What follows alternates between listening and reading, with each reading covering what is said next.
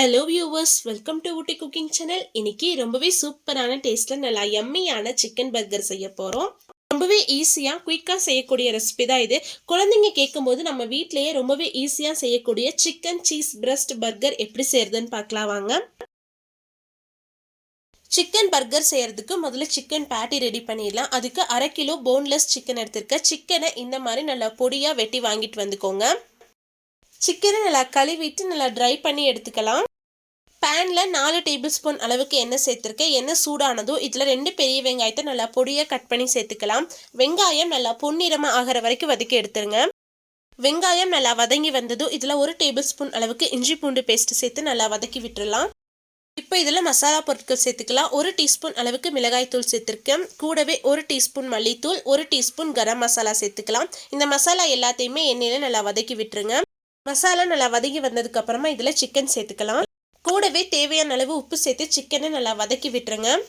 Chicken வேகிறதுக்கு தண்ணி எதுவும் சேர்க்கக்கூடாது. சிக்கன் இந்த மசாலாலேயே நல்லா ரோஸ்ட் ஆகி வரணும். அடுப்பை லோ ஃப்ளேமில் வச்சு ஒரு 5 நிமிஷம் மூடி வச்சு வேக வச்சிங்கன்னா சிக்கன் நல்லா ரோஸ்ட் ஆகி வந்துடும். சிக்கனில் கொஞ்சம் கூட ஈரப்பதம் இல்லாத மாதிரி இந்த அளவுக்கு நல்லா ரோஸ்ட் பண்ணி எடுத்து வச்சுக்கலாம். சிக்கன் பேட்டியை கோட் பண்ணுறதுக்கு மாவு ரெடி பண்ணிடலாம். 2 டேபிள் ஸ்பூன் அளவுக்கு கார்ன்ஃப்ளவர் மாவு சேர்த்துருக்கேன். கூடவே 3 டேபிள் ஸ்பூன் அளவுக்கு மைதா மாவு சேர்த்துக்கலாம். கூடவே 1/4 டீஸ்பூன் அளவுக்கு உப்பு, கொஞ்சமாக பெப்பர் பவுடர், 1/4 டீஸ்பூன் அளவுக்கு மிளகாய் தூள் சேர்த்துட்டு இந்த மாவு எல்லாத்தையுமே நல்லா கலந்து விட்டுருங்க. கொஞ்சம் கொஞ்சமாக தண்ணி சேர்த்து இந்த மாவை எந்த ஒரு கட்டிகளும் இல்லாத ஒரு திக்கான பேஸ்ட்டாக கரைச்சி எடுத்துக்கலாம். மாவு இந்த அளவுக்கு கன்சிஸ்டன்சியில் இருக்க மாதிரி பார்த்துக்கோங்க. இப்போ நம்ம ரெடி பண்ணி எடுத்து வச்சிருந்த சிக்கன் சூடு ஆறுனதுக்கு அப்புறமா இதில் 1 டேபிள் ஸ்பூன் அளவுக்கு கார்ன்ஃப்ளவர் மாவும் 1 டேபிள் ஸ்பூன் அளவுக்கு மைதா மாவும் சேர்த்து நல்லா கலந்து விட்டுடலாம்.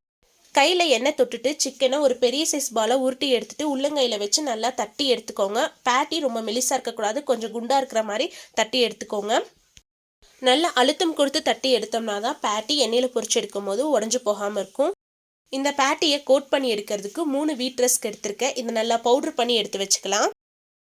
சிக்கன் பேட்டியை நம்ம ரெடி பண்ணி எடுத்து வச்சிருந்த மைதா மாவில் எல்லா பக்கமும் படுற மாதிரி நல்லா கோட் பண்ணி எடுத்துட்டு அந்த பேட்டியை அப்படியே எடுத்து ரஸ்கில் எல்லா பக்கமும் படுற மாதிரி நல்லா கோட் பண்ணி எடுத்துக்கோங்க.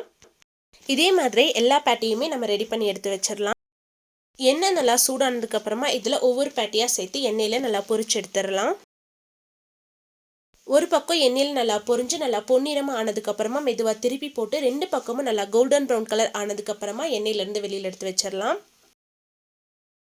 அவ்வளோதான், சிக்கன் பேட்டியெல்லாம் ரொம்பவே சூப்பராக ரெடி ஆயிடுச்சு. பர்கர் ரெடி பண்ணுறதுக்கு capsicum, onion, chilli sauce, tomato sauce, mozzarella cheese எடுத்து வச்சுருக்கேன். சீஸ் அதிகமாக யூஸ் பண்ணால் ரொம்ப நல்லா டேஸ்ட்டாக இருக்கும். கூடவே சைனீஸ் கேபேஜும் எடுத்து வச்சுருக்கேன். அடுத்தது பர்கர் ரெடி பண்ணுறதுக்கு பன் எடுத்துக்கலாம். பன் வந்து நல்லா ஃப்ரெஷ்ஷான பண்ணை எடுத்துக்கோங்க, அப்போ தான் ரொம்ப நல்லா டேஸ்ட்டாக இருக்கும். பன்னை கரெக்டாக 2ஆக ஸ்லைஸ் பண்ணி எடுத்து வச்சுக்கோங்க. பன்னோட ஒரு பக்கத்தில் முதல்ல டொமேட்டோ கெச்சப் அப்ளை பண்ணிக்கலாம். கெச்சப் கொஞ்சம் அதிகமாக சேர்த்தோம்னா தான் பர்கர் ரொம்ப நல்லா டேஸ்ட்டாக இருக்கும்.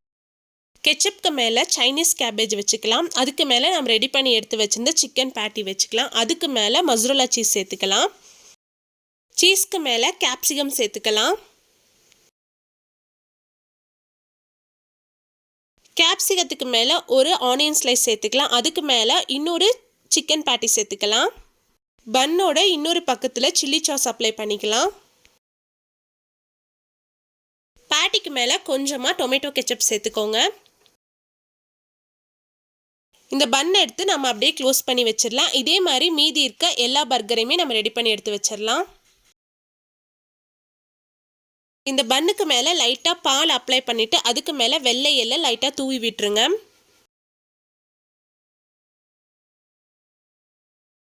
அவ்வளோதான், பர்கர் வந்து அசம்பிள் பண்ணியாச்சு. பாருங்கள், பார்க்குறதுக்கு எவ்வளோ யம்மியாக சூப்பராக இருக்குன்னு. கடைகளில் ஒரு சிக்கன் பேட்டி தான் வச்சு தருவாங்க. நாம் இன்னைக்கு 2 சிக்கன் பேட்டி வச்சு ரொம்பவே சூப்பராக பண்ணியிருக்கோம். இப்போ இந்த பர்கரை அவனில் வச்சு ஒரு 1.5 நிமிஷம் நம்ம கிரில் பண்ணி எடுத்துக்கலாம். அப்போ தான் சீஸ் எல்லாம் நல்லா மெல்ட் ஆகி வரும்.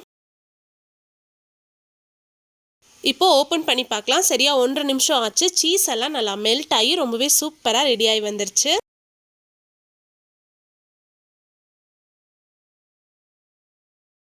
இதே மாதிரி மீதி இருக்க எல்லா பர்கரையுமே நம்ம அவனில் வச்சு ரெடி பண்ணி எடுத்துக்கலாம். நம்ம வீட்டிலே ரெடி பண்ண பர்கர் பாருங்கள் எந்த அளவுக்கு நல்லா சூப்பராக சீஸ் எல்லாம் மெல்ட் ஆகி ரொம்பவே சூப்பராக ரெடி ஆயிடுச்சு. அவ்வளவுதான், ரொம்பவே சூப்பரான டேஸ்ட்டாக நம்மளுடைய cheese breast chicken burger ready ஆயிடுச்சு. பாருங்கள், சீஸ் எந்த அளவுக்கு நல்லா மெல்ட் ஆகி ரொம்பவே சூப்பராக ரெடி ஆயிடுச்சு. கண்டிப்பாக நீங்களும் உங்கள் வீட்டில் செஞ்சு பார்த்துட்டு எப்படி இருந்துச்சுன்னு மறக்காமல் கமெண்ட்ஸில் சொல்லுங்கள். உங்களுக்கு இந்த வீடியோ பிடிச்சிருந்தா லைக் பண்ணுங்கள், ஷேர் பண்ணுங்கள், மறக்காமல் ஊட்டி குக்கிங் சேனலுக்கு சப்ஸ்கிரைப் பண்ணுங்கள். மீண்டும் அடுத்த ஒரு ரெசிபியில் சந்திப்போம். Bye, see you soon.